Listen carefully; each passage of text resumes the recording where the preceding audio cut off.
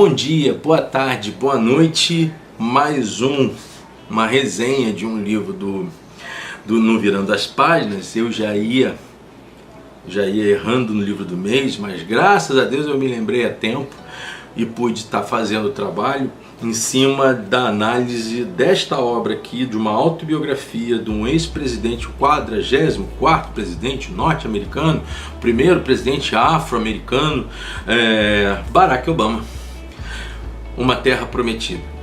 Antes de tudo, eu queria dar alguns toques para você que vier ler o livro do Barack Obama. Primeiro, é um livro bom de ler, tá certo? É um livro muito bom de ler, por 3 motivos básicos. Primeiro, dificilmente foi o Barack Obama que escreveu o livro. Obviamente foi o Barack Obama que influenciou o livro a partir das suas experiências. Neste livro aqui, em especial, dos primeiros 4 anos como presidente dos Estados Unidos. Depois ele está fazendo um segundo livro, dizem que serão 3 livros, eu quero ver se vão ser 3 livros. Eu indico a você estar lendo uma biografia, eu esqueci até o nome dela agora, mas uma biografia do Barack Obama, que ele vai trabalhar Audácia da Esperança. Vem aqui, eu tinha esquecido, o livro Audácia da Esperança, que naquele livro ele faz a história da sua família. Inclusive, de uma forma bastante corajosa, ele escreve a situação em que os seus pais, porque o nome do pai dele era Barack Obama Sênior e a mãe dele era Andurra era uma antropóloga. O Barack Obama, ele é de origem havaiana, né? Ele é um havaiano.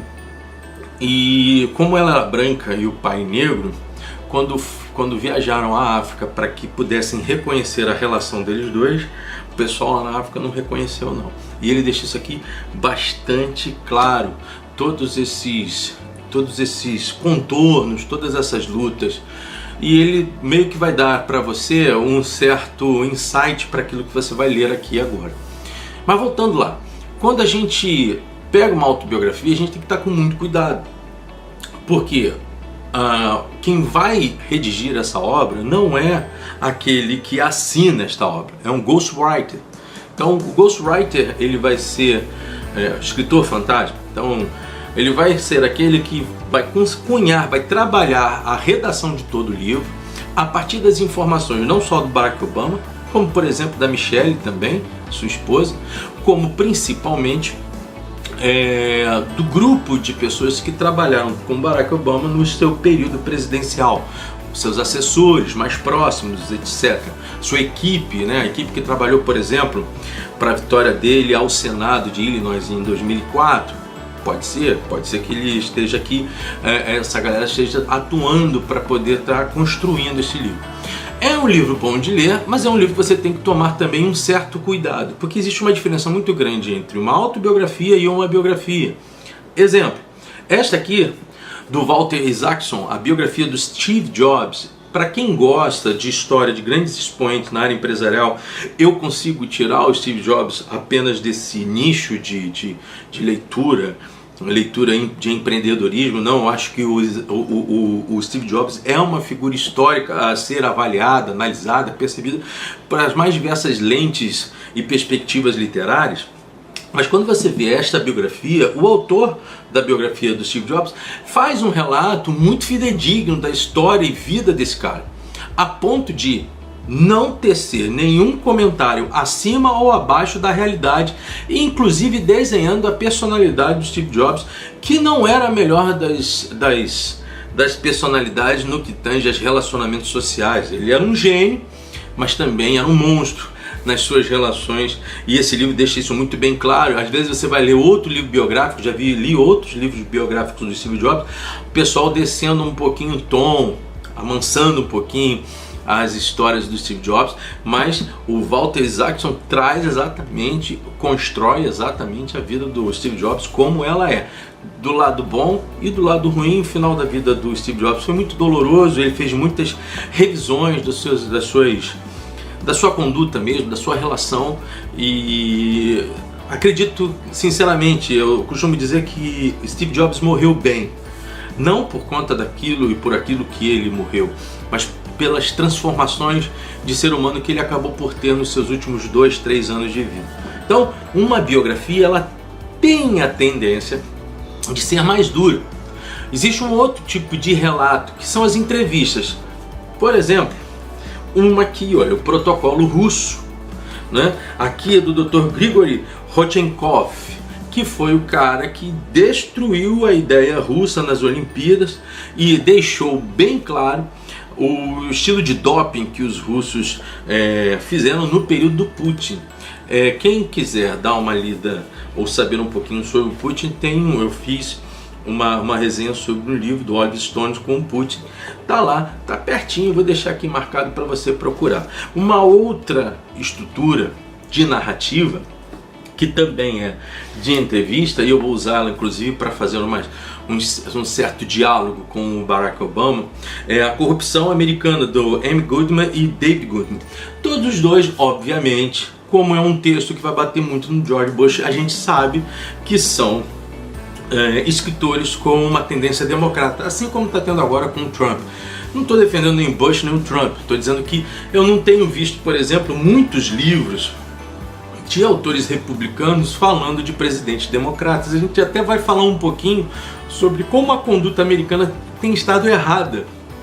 Passa presidente, entra presidente, por isso talvez a influência norte-americana no mundo esteja diminuindo, ainda é imensa, mas está diminuindo. Mas aqui a Corrupção Americana, ele é um relato investigativo a partir do governo Bush filho, e principalmente naquele arremedo da invasão ao Iraque. Não é a primeira guerra contra o Iraque, que foi naquela questão do Kuwait, que aconteceu 10 anos antes da invasão do Iraque pelo governo pelo exército norte-americano no governo do Bush filho, depois de 2001, depois do atentado às Torres Gêmeas.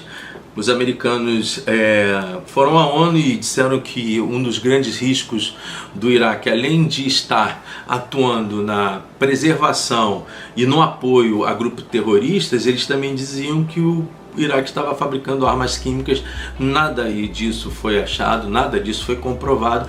Foi uma basófia do Bush filho, que acabou por intercursar mais uma guerra, mais mortes, seja lá de que lado for, desnecessárias, dentro de uma política extremamente equivocada que os americanos têm feito nos últimos anos quando se trata de relações exteriores. Bom, aí você tem aqui uma investigação. Existe um outro tipo de livro que não é nem biografia, nem é uma investigação, de certa forma é uma pesquisa histórica, que é um livro como este aqui, o primeiro dos 5 livros do Hélio Gaspari, do período da ditadura militar, a ditadura envergonhada. Alguns não gostam quando se fala de ditadura militar, mas cada um pensa ao seu modo. Para mim, houve, ok? Então eu não discuto muito sobre isso, né? Então, esse livro aqui, do Hélio Gaspari, é o primeiro. Começa com a ditadura envergonhada e termina em ditadura acabada. Se você tem os livros, eu tenho os 4 livros da Companhia das Letras. O último livro foi editado pela Intrínseca. Aliás, a Intrínseca reeditou os 4 primeiros, que estavam aqui pela Companhia das Letras, e editou o livro novo, que é o que fecha esses 5 livros do Hélio Gaspari sobre o período da ditadura militar. Eu não sei se a Companhia das Letras, se você souber me fala aí embaixo, se a Companhia das Letras chegou a lançar o 5º livro. Acho que não. Livros baratos, que você encontra baratos no sebo, livros bons, eu já tenho eles há muito tempo, comprei alguns em livrarias, outros em sebos, esse aqui foi numa livraria, o Ditadura Envergonhada. Mas mais à frente eu comprei alguns no sebo, alguns a R$20, comprei 2 a R$20 juntos, livros bons. Então ali são livros históricos que vão traçar então a partir de cada um dos seus estudiosos, sejam eles historiadores, sociólogos, ou mesmo empresários, ou mesmo economistas, quando eles vão traçar uma visão e ótica a partir de um certo movimento histórico, e ali vão fazer as suas narrativas, obviamente se apegando aqui a informações de jornais, informações históricas, comprovação junto a testemunhas oculares. O Hélio Gaspari é uma testemunha ocular do período da ditadura militar. Isto fica óbvio e fica muito claro que ele está escrevendo segundo a sua visão, mas dentro de uma narrativa da qual ele viveu, ou diria, em se tratando de ditadura, sobreviveu, né? Um outro livro, e aí eu vou indicar que aí já não é nem mais um livro biográfico, nem autobiográfico, nem um livro histórico, mas um livro analítico, conceitual, de um estudo onde você mergulha em um certo assunto. Eu tenho sempre falado sobre esse livro, eu tenho lido ele a espingadelas, porque ele é muito grande, ele tem muito conteúdo. A Vida e Morte da Democracia, do John Kane, da editora 70, vale muito a pena você procurar. Como eu já falei para outras pessoas, em outros vídeos sobre o conteúdo desse livro, sempre alertando que esse custo não é um custo leve, e mais, ele tem a competência de desmistificar absolutos, como por exemplo o nascedouro da democracia, caracterizado a partir do Ocidente, mais propriamente na aristocracia grega, né? O processo dos grandes homens gregos da filosofia clássica e a atribuição do sentido da paideia, da polis, e a construção de um nascedor da democracia. Ele tenta mostrar que isto não é uma verdade absoluta, que o senso de democracia aconteceu em outros povos e que ele vai fazer um certo arremedo a esse tipo de afirmação. Porém, ele também é um livro analítico dos dias de hoje e vem a alertar principalmente a democracia liberal, o custo que ela está tendo para poder sobreviver e os riscos de migração. Por isso é Vida e Morte da Democracia. É o tipo de livro que, se você gosta, é para você ter ele na sua mesinha ao lado, na sua cômoda ao lado da sua cama, e procurar ler sempre pelo menos um capítulo ou 20, 30 páginas ao dia, até você chegar nas suas, eu acho que passam de 1000 páginas, gente, eu nem me lembro mais. Aqui ele foi editado pela Loyola, 845 páginas. Aqui ele foi editado pela Loyola, mas a editora mesmo é a editora 70 lá de Portugal. Vale a pena. Você consegue achar este livro na Amazon, você consegue achar este livro na estante virtual.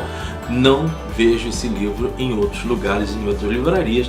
Vai aí a dica para você ler. Então, estamos falando do Barack Obama, filho do Barack Obama Sênior, filho também da havaiana Ann Durham.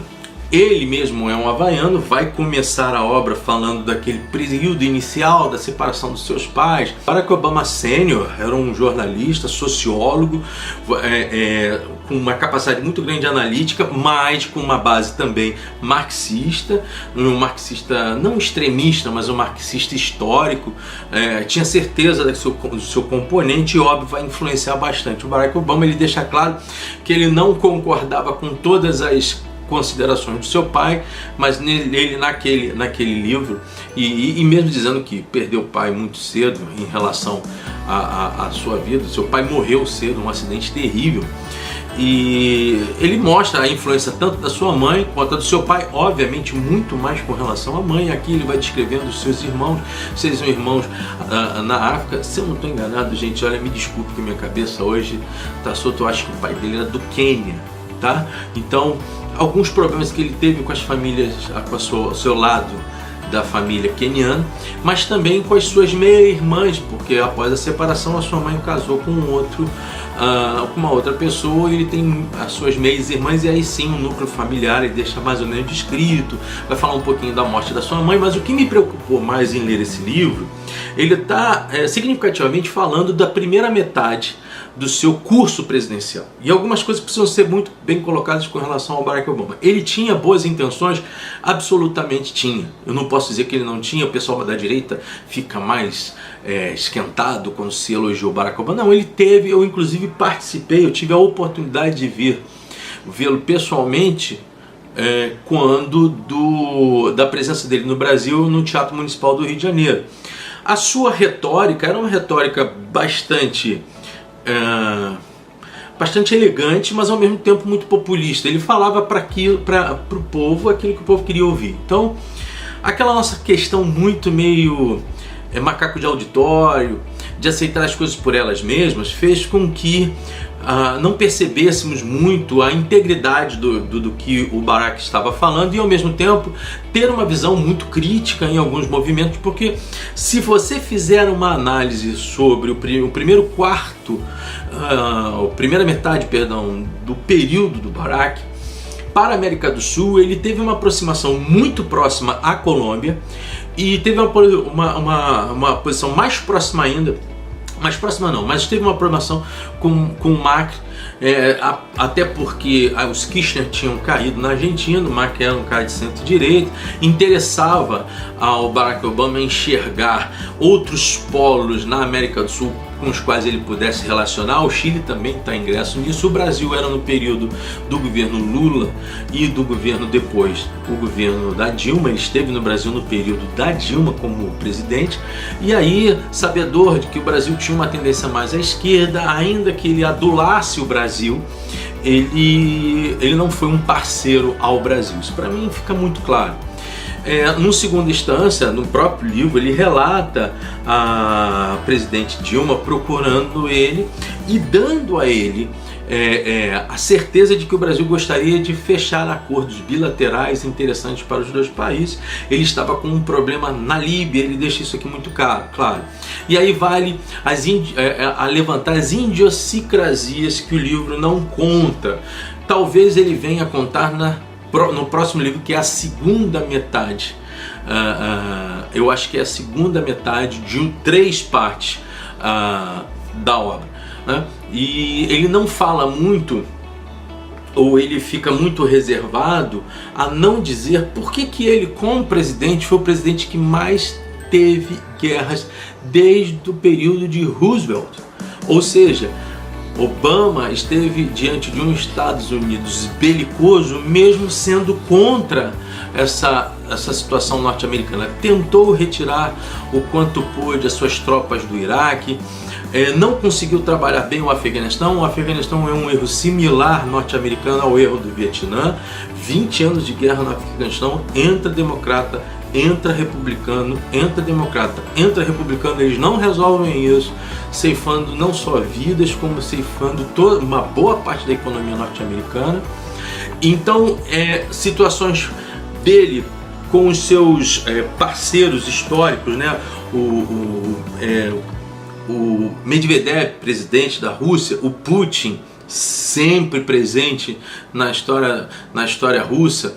Na segunda metade, no próximo livro, ele deverá falar um pouquinho sobre a relação dele com Cuba e a proximidade que ele teve com os Castros, né? Algo que não foi à frente e não iria com o governo Trump jamais à frente. Ele diz das suas confusões com relação a Hillary, mostra antes a sua relação com a Michelle, como se cresce, mas sinceramente esse pedaço da vida que é descrito aqui não me interessa, apesar de ser um bom relato e vale a pena você ler, mas para mim não interessa, porque eu quero entender aqui, e eu creio que, e aí eu tenho que dar um certo desconto nisso, ele está aqui tentando falar do Barack Obama, homem sob uma ótica presidencial. Eu entendo mesmo isso. Mas eu quero ver dele quais são as perspectivas que ele tinha de mundo e de geopolítica, né? Então, como é que ele tratava o presidente da China na época, as relações que eram mais próximas entre Barack Obama e China, mas as diversas reuniões entre os dois governos que não foram à frente, muito por conta do próprio posicionamento do governo norte-americano com o Barack Obama, que acabou por esfriar toda a aproximação entre essas duas nações. Isso fica na conta dele. A gente não pode deixar de lado ações e expressões com as quais ele tentou trabalhar, como por exemplo as relações internas sociais, a questão da ação de saúde no governo Barack Obama, né, o Barack Care, aquilo que ele tentava trazer numa situação muito mais próxima à população mais carente dos Estados Unidos, mas que não conseguiu ser trabalhado da forma como ele pensava. Você tem alguns outros temas, como por exemplo as rixas que tinham a equipe do Barack Obama com a equipe da Hillary Clinton quando eles estavam disputando a prévia dos democratas e ele acabou por vencer. Ele descreve o discurso que ele teve ainda como senador eleito e como esse discurso na reunião nacional da vitória, da sua vitória como senador, na reunião nacional dos democratas, como isso impressionou, e a partir daí ele surge não mais apenas como um senador, mas principalmente como um afro-americano com potencial para ser presidente da República. Há um grande problema quando a gente fala um pouco sobre esses livros a partir de elementos clássicos da divisão ideológica da forma como está o mundo, não é só o Brasil. Então, se você toma uma visão elogiosa a alguém, se esse alguém é de esquerda, as pessoas acabam te rotulando como esquerda. Se esse alguém é de direita, as pessoas acabam te rotulando como direita. A minha perspectiva aqui é analisar a pessoa em si na sua relação com o poder. Não me parece que o Barack Obama foi uma pessoa sórdida no poder. Não me parece que o Barack Obama foi um cara que fez como o Bush fez. E a corrupção que aconteceu por trás da defenestrada guerra contra o Iraque. Deixa eu ver se eu acho aqui. Desculpa, gente. É livro em cima de livro, vocês não veem aí porque eu deixo escondido. Mas olha aqui. Olha esse relato interessante. Dois relatos interessantes sobre a política do George Bush. A primeira está aqui. Sobre as relações da família Bush. A família Bush, a prioridade sempre foi tomar conta dos negócios e dos seus amigos bilionários. Esses amigos sempre retribuíram o favor tomando conta com muita dedicação dos Bush. George W. Bush fez seu primeiro $1 milhão há 20 anos com Arbusco Energy. Bush em inglês significa arbusto. Em uma empresa parcialmente financiada por Salem, o irmão mais velho do Osama Bin Laden. Quando George W. Bush precisou de um emprego em 1990, ele procurou justamente o Carey Group, onde encontrou um cargo bem remunerado no quadro da subsidiária Qatar, uma companhia de fornecimento de alimentos para empresas aéreas. Como governador do Texas em 2000, Bush tirou o chapéu para seu antigo ticket de refeição e a empresa de seu pai, quando o fundo de pensão dos professores de Texas investiu 100 milhões no Carey Group. Outro texto aqui interessante, aí já com relação à guerra do Iraque. Em setembro de 2003, a pilhagem do Iraque foi elevada à condição de política oficial do governo Bush. Eu vou repetir. Em 2003, a pilhagem do Iraque foi tida e elevada como condição de política oficial do governo Bush. Os artigos anunciaram que os Estados Unidos haviam decidido privatizar e vender setores inteiros da economia do Iraque, desde as telecomunicações até os negócios bancários. Vale a pena esse livro da Bertrand Brasil você dar uma olhada. O que a gente precisa entender? O que tem a ver esta situação com o início da carreira presidencial do Barack Obama? Para a gente fechar. Primeiro, ele vai assumir os Estados Unidos completamente destruído economicamente. Ele vai resolver isso em parte, mas não em todo. Apesar de ser um cara que tenta definir os Estados Unidos e tentar atingir aqueles que estão os mais fracos, os mais pobres, ele não conseguiu chegar nisso. E, num certo momento, ele declara contrariedade à guerra do Iraque, essa segunda guerra em 2003, que foi uma guerra destruidora para os norte-americanos. Agora, ele não diz, ele diz que ficou muito chateado com relação ao comportamento de alguns democratas. Mas o democrata que mais se opôs no passado a políticas voltadas a negros, voltadas a algumas minorias, foi Joe Biden. E o democrata que trabalhou com mais ênfase e esteve muito próximo do Bush para a segunda invasão dos Estados Unidos ao Iraque foi o Joe Biden. Então, ele está escrevendo aqui o quê? Ele está fazendo uma autobiografia. Você acha mesmo que o Barack Obama vai falar do seu vice-presidente como sendo aquele que se opôs a muitas ações públicas do governo federal norte-americano, às classes menos favorecidos naquele país, e que também é esse homem que vai trabalhar com força e apoio braçal para que a invasão do Iraque, a segunda invasão do Iraque, viesse a acontecer. Não se fala muito nesse livro, mas a ação, por exemplo, do general Colin Powell foi uma ação vergonhosa. Por quê? Porque eles trabalharam todo um conteúdo mentiroso para dar uma razão que não existia naquela época à invasão norte-americana no Iraque. O que aconteceu? Acabaram com o Iraque e fizeram justamente o que Irã gostaria que fosse feito. Hoje os Estados Unidos têm um problema muito sério, porque mais uma vez pisou fora do passo necessário e racional dentro da sua visão policialesca do mundo. O que é o grande problema então no Barack Obama? E não é só dele, é no que eu estou lendo aqui, e ele deve falar isso no segundo livro. Só para que vocês tenham noção, para a gente fechar, tá certo? No governo Barack Obama, no segundo governo, há um acordo entre os Estados Unidos e o Irã com relação ao uso de armas atômicas, onde assinam todos os dois um protocolo de intenção. Se o Obama errou ou não, a gente vai discutir isso no acordo. O que acontece é que logo depois o Trump vem e rompe literalmente o acordo, ok? Entendo até que dentro do contexto norte-americano o Trump não errou. Agora o Biden quer reescrever esse acordo com os ayatollahs. A pergunta é: como você percebe os presidentes de outros países em relação aos Estados Unidos nos seus acordos bilaterais? É confiável? Não é? E este é um contexto que sempre foi alertado. Kennedy alertou sobre isso, e o Ronald Reagan, um é democrata e outro republicano, que deveria haver inteireza e durabilidade dos protocolos e acordos norte-americanos com seus aliados. E é exatamente isso que você não enxerga em nenhum dos presidentes posteriores ao Ronald Reagan.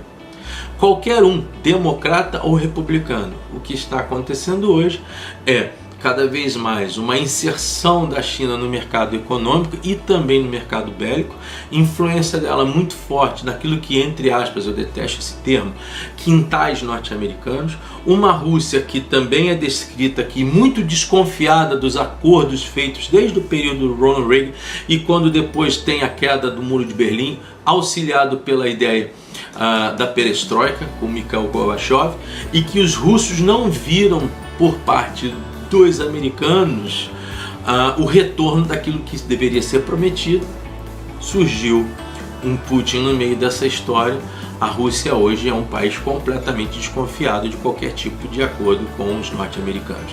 Sem dizer que, e o Obama não fala sobre isso, cresceu muito os gastos de guerra no período do Obama e principalmente na primeira metade do governo norte-americano, quer dizer, no primeiro mandato do Barack Obama. É uma autobiografia, gente, vale a pena ler sim, tanto que vale a pena ler. Eu marquei, e essas marcas que eu dou ao livro é por comprometimento e respeito àquilo que o presidente Barack Obama escreveu aqui, mas também com um senso muito crítico. Vamos enxergar o que virá no segundo livro. O segundo livro é mais pesado. Barack Obama também não cita aqui, vamos ver se ele vai citar no segundo livro, as investigações e principalmente a espionagem norte-americana no período dele a países aliados como Brasil, Alemanha, França e inclusive a Áustria. Pasme, foi no período do Barack Obama que isto aconteceu. Ele não fala nada. Ele consegue falar sobre as questões que todos nós sabemos, que a Lava Jato revelou com relação ao presidente Luiz Inácio Lula da Silva, mas também ele não faz uma meia-culpa em como os Estados Unidos se afastaram do Brasil, não apenas no período do nosso presidente Lula, né, mas também no período do nosso presidente Fernando Henrique. Vale aí a gente fazer uma análise muito clara dentro do desempenho dos Estados Unidos nas suas relações exteriores. Mas é um livro muito legal. Se você é de direita, leia o livro com respeito pelo fato de Barack Obama ser um democrata. Se você é de esquerda, leia o livro com respeito pelo fato do Barack Obama ser um presidente norte-americano. Eu aconselho a leitura. É uma leitura rápida, não é uma leitura cansativa, vai valer a pena, vai valer muito a pena, mas principalmente tenha um senso muito crítico quando você vai ler uma autobiografia, de que presidente seja, daqui ou de qualquer lugar, tá bom? Gente, se possível, curte o canal. Eu peço a você que esteja participando, curte o vídeo, participa com a gente. O crescimento está acontecendo do jeito que eu queria, tá muito legal. Na próxima a gente vai falar de J.C. Tudor. A gente vai falar de mais uma obra dessa super autora. Eu já falei do Homem de Giz, vou falar de um segundo livro. Como eu sempre digo, supere-se, aprenda mais. Ler é bom. Virando as páginas. Até a próxima, gente. Obrigado.